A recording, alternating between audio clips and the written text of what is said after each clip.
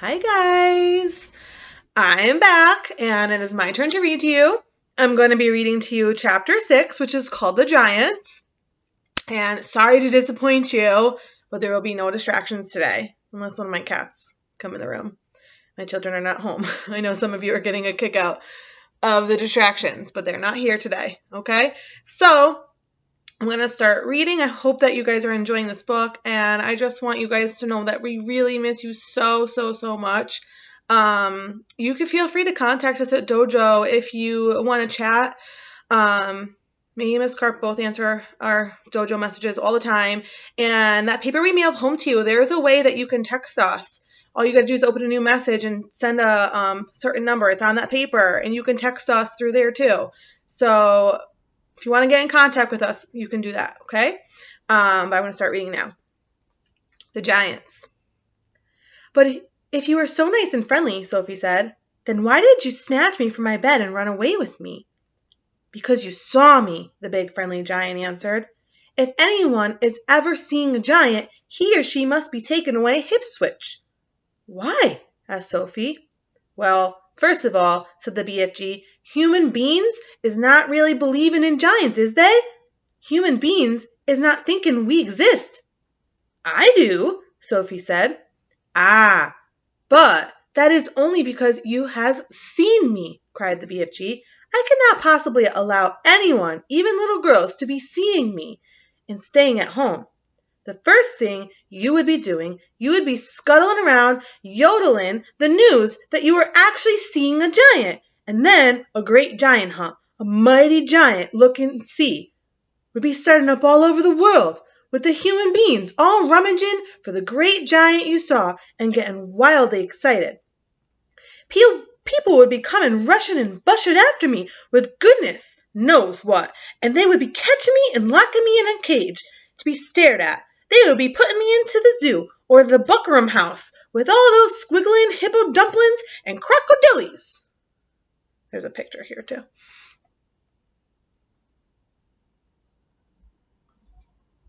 Sophie knew that what the giant said was true. If any person reported actually having seen a giant haunting the streets of the town at night, there would most certainly be a terrific hullabaloo across the world.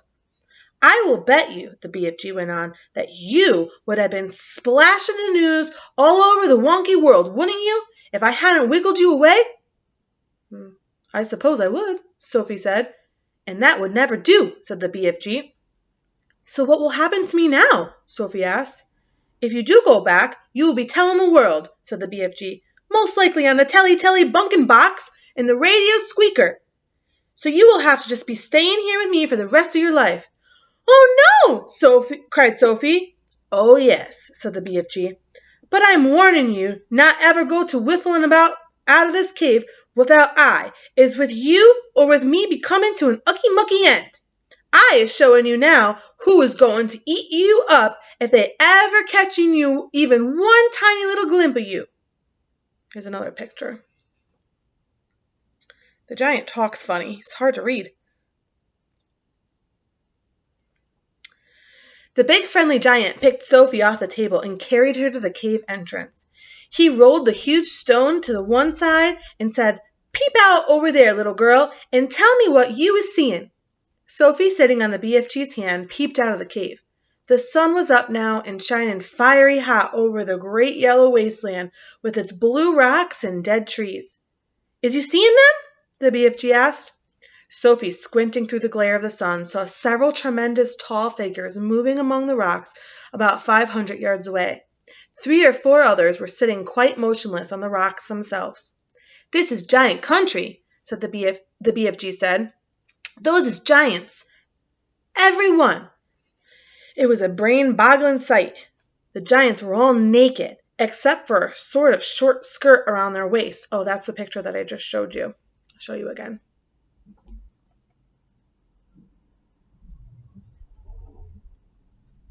And their skins were burnt by the sun. But it was the sheer size of each one of them that boggled Sophie's brain most of all. They were simply colossal, far taller and wider than the big friendly giant, upon whose hand she was now sitting. And oh, how ugly they were! Many of them had large bellies.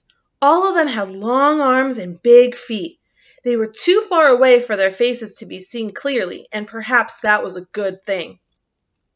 "What on earth are they doing?" Sophie asked. "Nothing," said the BFG. "They is just moochling and foochling around and waiting for the night to come.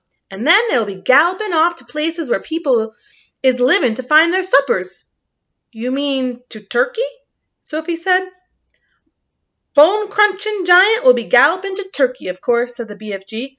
"But the others will be whiffling off to all sorts of flung-away places like Wellington for the booty flavor and the Panama for the hatty taste." For the booty... He talks so funny. I'm so sorry. "Every giant is having his own favorite human hunting ground." "Do they ever go to England?" Sophie asked. "Often," said the BFG. "They say the English is tasting ever so wonderful of cod scallop." "I'm not sure I quite know what that means," Sophie said. "Meanings is not important," said the BFG. "I cannot be right all the time. Quite often I is left instead of right." And are all those Try that again. "And are all those beastly giants over there really going off again tonight to eat people?" Sophie asked. "All of them is guzzling human beings every night," the BFG answered. "All of them except me. That is why you be coming to the ucky-mucky end if any of them should ever be getting his gogglers upon you. You would be swallowed up like a piece of frumpkin pie, all in one dollop." So it sounds like all these other giants are mean and they eat people, except this guy. This guy, they don't eat humans. "But eating people is horrible," Sophie cried. "It's frightful. Why doesn't someone stop them?" "And who, please, is going to be stopping them?" asked the BFG. "Couldn't you?" asked Sophie. "Never in a pig's whistle," cried the BFG. "All of those man-eating giants is enormous and very fierce. They is all at least 2 times my wideness and double my royal highness." And this is a picture of the giant, and you can see in his hand is Sophie, and he's talking to her. "Twice as high as you," cried Sophie. "Easily that," said the BFG. "You is seeing them in the distance, but you just wait till you get them close up. Those giants is all at least 50 feet tall with huge muscles and cockles alive-o. I is Titchy one. I is the runt. 24 feet is puddle nut in giant country." "You mustn't feel bad about it," Sophie said. "I think you are just great. Why, even your toes must be as big as sausages." "Bigger," said the BFG, looking pleased. "They is as big as bumplehammers." "How many giants are out there?" Sophie asked. 9 altogether," answered the BFG. "That means," said Sophie, "that somewhere in the world every single night 9 wretched people gets carried away and eaten alive." "More," said the BFG. "It is all depending, you see, on how big those human beings is. Japanese beans is very small, so a giant will need to gobble up at least 6 Japanese beans before he feelin' full up. Others, like the Norway people and the Yankee Doodles, is ever so much bigger. Usually 2 or 3 of those makes a good tucking in." "But do these disgusting giants go to every single country in the world?" Sophie asked. "All countries excepting Greece is getting visited some time or another," the BFG answered. The country which a giant visits is dependent on how he's feeling. If it is very warm weather and the giant's feeling as hot as a sizzle pan, he'll probably go galloping far up to the Frisbee North to get him an Eskimo or 2 to cool him down. A nice fat Eskimo to a giant is like a lovely ice cream lolly to you." "I'll take your word for it," Sophie said. "And then again, if it is a frosty night and the giant is frigid with cold, he'll probably point his nose toward the sweltering hot lands to guzzle a few Hottentots to warm him up." "How perfectly horrible!" Sophie said.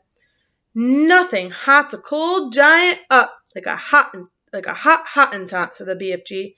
"And if you were to put me down on the ground and I was to walk out among them," Sophie said, "would they really eat me up?"